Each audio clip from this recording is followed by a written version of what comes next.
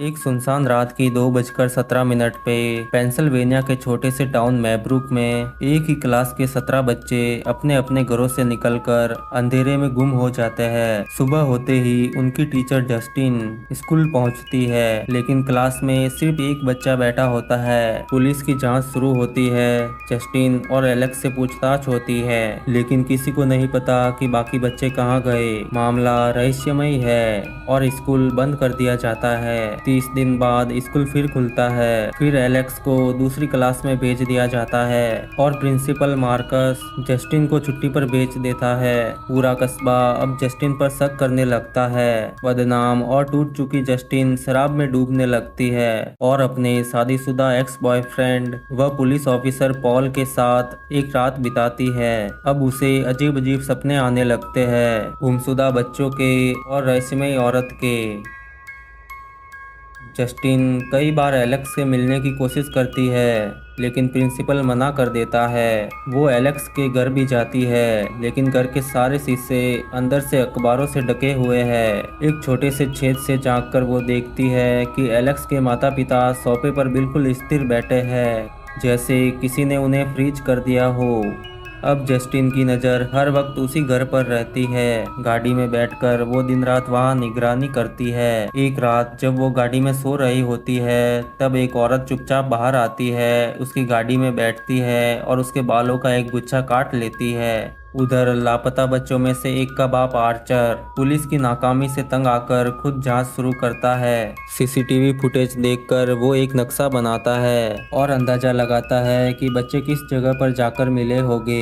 इसी बीच पॉल का झगड़ा एक ड्रग एडिक्ट जेम्स के साथ होता है। पॉल उसे पीट देता है और डराकर शहर से निकाल देता है। जेम्स बाद में एलेक्स के घर के सामने से गुजर रहा था। ठंडी हवा और बारिश का मौसम।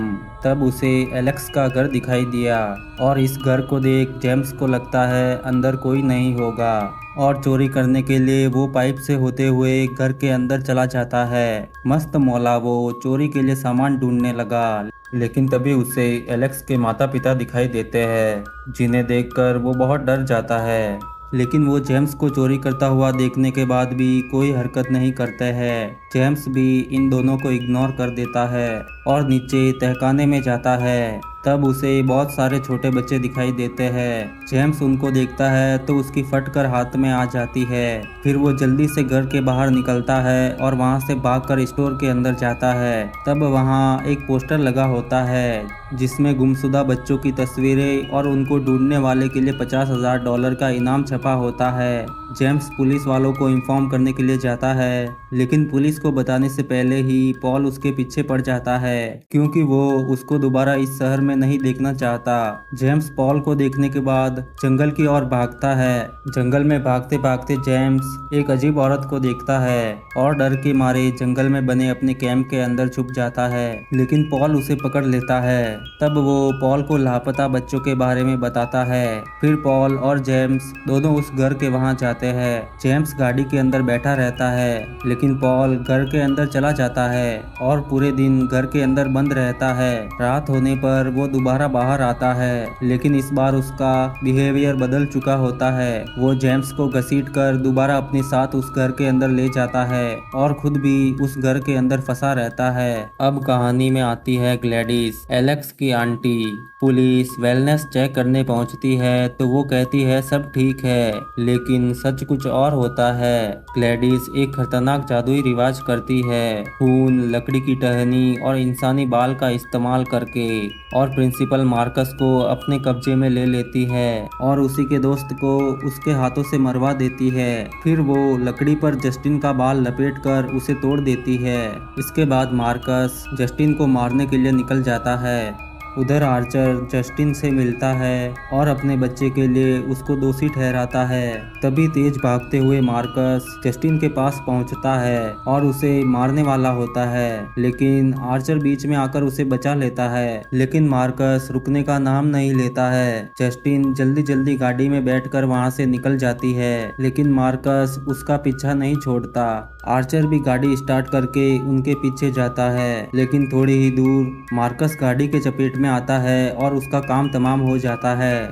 फिर जस्टिन और आर्चर साथ में मिलकर जांच करते हैं और पाते हैं कि बच्चे गायब होने की जड़ एलेक्स का घर है। फ्लैशबैक से पता चलता है कि ग्लैडिस पहले दिन से ही इस घर में आई थी और धीरे धीरे एलेक्स के माता पिता को ट्रांस में डाल दिया था। उसने एलेक्स को धमकाया कि अगर उसने सच बताया तो वो उसके माता पिता को मार देगी। फिर उसने बच्चों को बुलाने का रिवाज किया, जिसके लिए एलेक्स ने अपने हर क्लासमेट की एक एक निजी चीज चुपके से चुरा ली। फिर रिवाज के बाद रात 2:17 पर सारे बच्चे अपना घर छोड़कर उसी घर के तहखाने में उतर गए। एलेक्स चाहता तो इस बारे में पुलिस को बता देता, लेकिन उसके माता पिता उसकी आंटी के कब्जे में थे। उसने एलेक्स को यकीन दिलाने के लिए कांटे वाली चम्मच यानी फॉर्क से उन दोनों के फेस पर हमला करवाया था। फाइनल क्लाइमैक्स में जस्टिन और आर्चर घर में घुसते हैं, लेकिन ग्लैडिस का जाल उन्हें फंसा देता है क्योंकि उसने पहले से पॉल और जेम्स को अपने वश में कर लिया था। वो दोनों आर्चर और जस्टिन को मारने के लिए उनके ऊपर हमला कर देते हैं। जस्टिन पॉल को रोकने की बहुत कोशिश करती है, तब उसके हाथ में छिलने वाला चाकू लगता है जिससे वो पॉल के फेस की चमड़ी निकाल देती है, लेकिन पॉल को कोई फर्क नहीं पड़ता, तो वो उसी की बंदूक निकालकर उसके भेजे में गोली दाग देती है। उधर आर्चर के ऊपर जेम्स ने हमला कर दिया।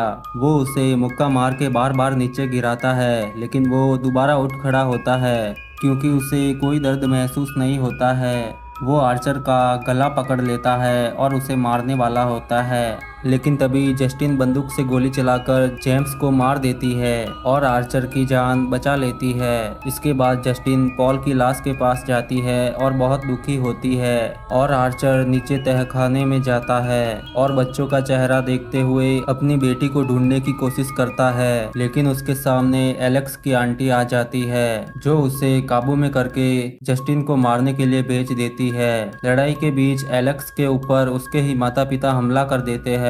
वो भागते हुए अपनी आंटी के रूम में चला जाता है और दरवाजा बंद कर देता है, लेकिन उसके माता पिता रुकने का नाम नहीं लेते। वो अपने बेटे को मारने के लिए दरवाजा तोड़कर अंदर आने की पूरी कोशिश करते हैं। उधर आर्चर गला दबाकर जस्टिन को मारने वाला होता है, लेकिन तभी एलेक्स को ग्लैडिस का जादुई पेड़ दिखाई देता है। इसके बाद ग्लैडिस के बाल और उसके जादुई पेड़ की टहनी लेकर वो उसी पर रिवाज करता है और बच्चों को उसके खिलाफ खड़ा कर देता है। बच्चे ट्रांस से बाहर आकर ग्लैडिस का पीछा करते हैं। ग्लैडिस उनसे बचने के लिए बहुत दूर दूर तक दौड़ती है, लेकिन कोई फायदा नहीं होता। बच्चे उसे पकड़ लेते हैं और उसको चीर फाड़ देते हैं। जादू टूटता है, आर्चर अपने बेटे को वापस पाता है, लेकिन कहानी का अंत कड़वा है क्योंकि एलेक्स के माता पिता कभी ठीक नहीं होते। कुछ बच्चे धीरे धीरे बोलना शुरू करते हैं, लेकिन उस रात का डर हमेशा के लिए रह जाता है। ऐसी और कहानियाँ सुनने के लिए चैनल को सब्सक्राइब करें और वीडियो को लाइक करें।